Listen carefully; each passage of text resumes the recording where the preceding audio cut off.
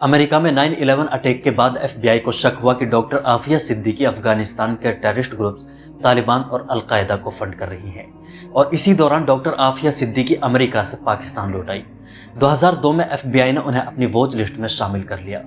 क्योंकि जो उन्होंने सामान खरीदा था उनमें कुछ ऐसा सामान था जैसे नाइट विजन गूगल्स वगैरह, तो ये ऐसे सामान थे जो सिविलियंस के लिए अलाउ नहीं किए जाते। इसी वजह से इन पर FBI को शक हुआ था और 2003 में जब वो पाकिस्तान लौट गई तो मोस्ट वांटेड लिस्ट में उन्हें शामिल कर लिया गया। 28 मार्च 2003 को आफिया सिद्दीकी अपने 3 बच्चों के साथ घर से ऑटो में सवार होकर निकलती है, लेकिन रास्ते में ही उसे 3 बच्चों के साथ अगवा कर लिया जाता है। काफी दिनों तक कुछ पता नहीं चलता कि डॉक्टर आफिया सिद्दीकी कहाँ गायब हो गई। घर वाले लोकल पुलिस स्टेशंस में रिपोर्ट दर्ज कराते हैं लेकिन कहीं कोई सुराग नहीं मिल पाता। घर वालों का इल्जाम था कि डॉक्टर आफिया सिद्दीकी को पाकिस्तानी एजेंसीज ने अगवा किया है और अमेरिकन एजेंसीज के हवाले कर दिया गया है। इस दौरान डॉक्टर आफिया सिद्दीकी के लिए कई बार पाकिस्तान में आवाज़ भी उठाई गई। इमरान खान ने 2003 में ही डॉक्टर आफिया सिद्दीकी के घर वालों से पेशकश भी की कि वो आफिया सिद्दीकी के ठिकाने के बारे में जानने के लिए प्रेस कॉन्फ्रेंस करें ताकि उन्हें ढूंढा जा सके।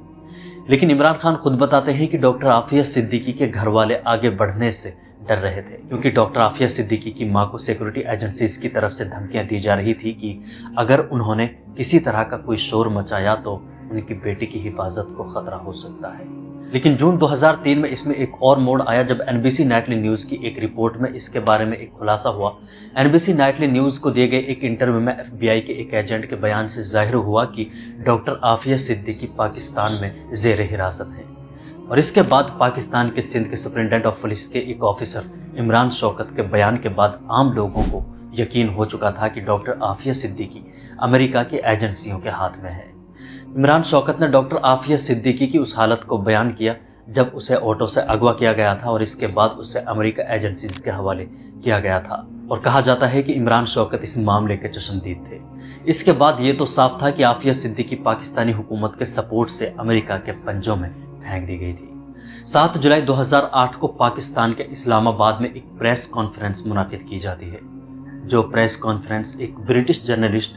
एवॉन रिडली और इमरान खान ने की थी। और इस प्रेस कॉन्फ्रेंस में एवॉन रिडली ने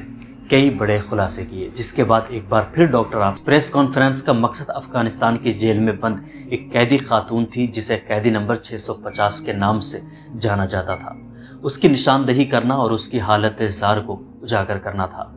कैदी नंबर 650 की जानकारी एक ब्रिटिश पाकिस्तानी शख्स के जरिए जुटाई गई थी। उस इंसान का नाम था मुआज़्ज़म बेग। ये एक राइटर और एक्टिविस्ट था जिसने अफगानिस्तान की जेल में काफ़ी वक्त गुजारा था, लेकिन 2005 में कई सालों बाद उसके खिलाफ किसी तरह के कोई सबूत ना मिलने की वजह से उसे रिहा कर दिया गया था।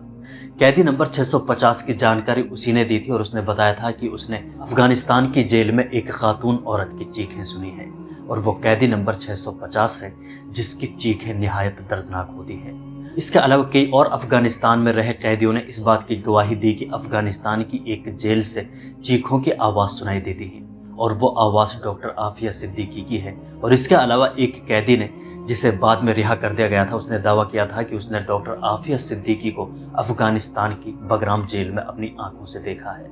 उसे यकीन था कि वही डॉक्टर आफिया सिद्दीकी है। एवॉन रिडली और इमरान खान की इस प्रेस कॉन्फ्रेंस के बाद डॉक्टर आफिया सिद्दीकी का ये मामला दुनिया भर में एक बार फिर मंजर आम पर आने लगा। और इसी प्रेस कॉन्फ्रेंस के सवालों के बाद 11 जुलाई 2008 को लेफ्टिनेंट कर्नल रोमी नेल्सन ने अफगानिस्तान की बगराम जेल में किसी भी खातून कैदी के होने से इनकार कर दिया।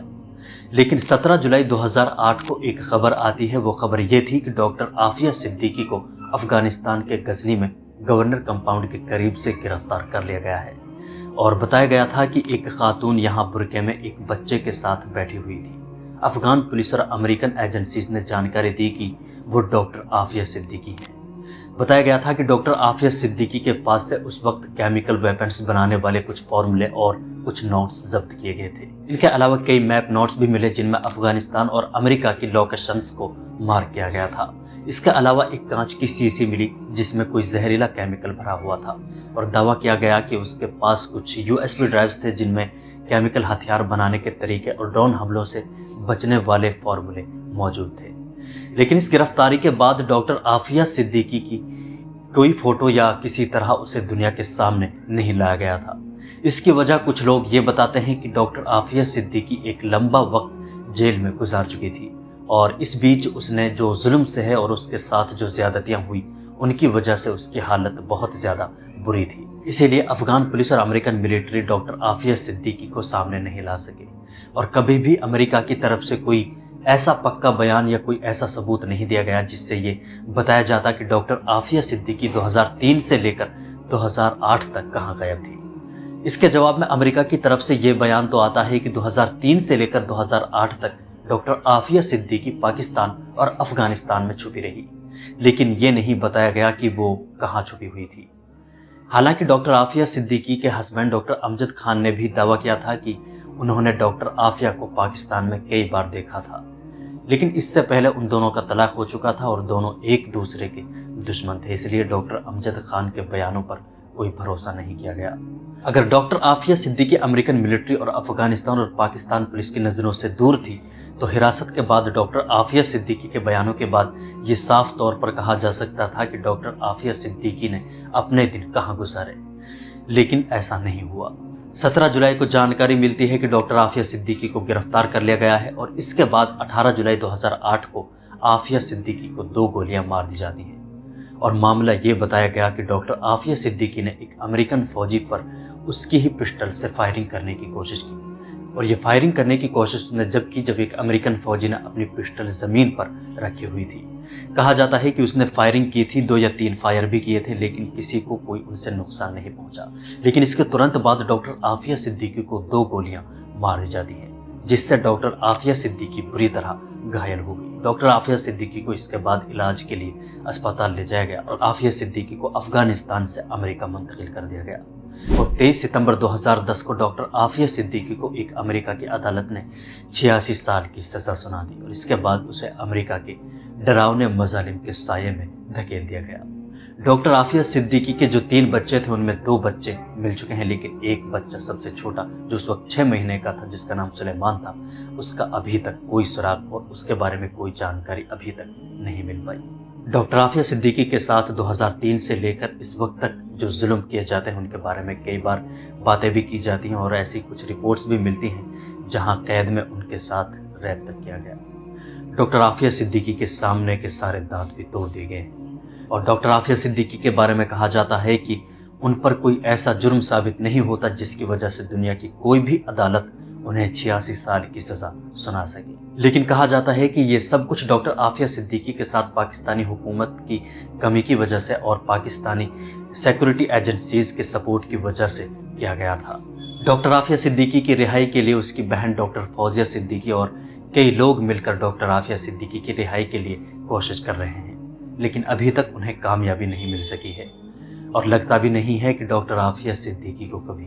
رہا کیا جائے گا، کیونکہ اس کے باہر آنے کے بعد ہو سکتا ہے پاکستان، افغانستان اور امریکہ کے بہت سارے راز کھل سکتے ہیں۔ لیکن آپ کو اس کے بارے میں کیا لگتا ہے اور ڈاکٹر عافیہ صدیقی کے اس پورے معاملے پر آپ کی کیا رائے ہے اور آپ کیا سوچتے ہیں؟ کمنٹ باکس میں ضرور بتائیں۔ اللہ حافظ۔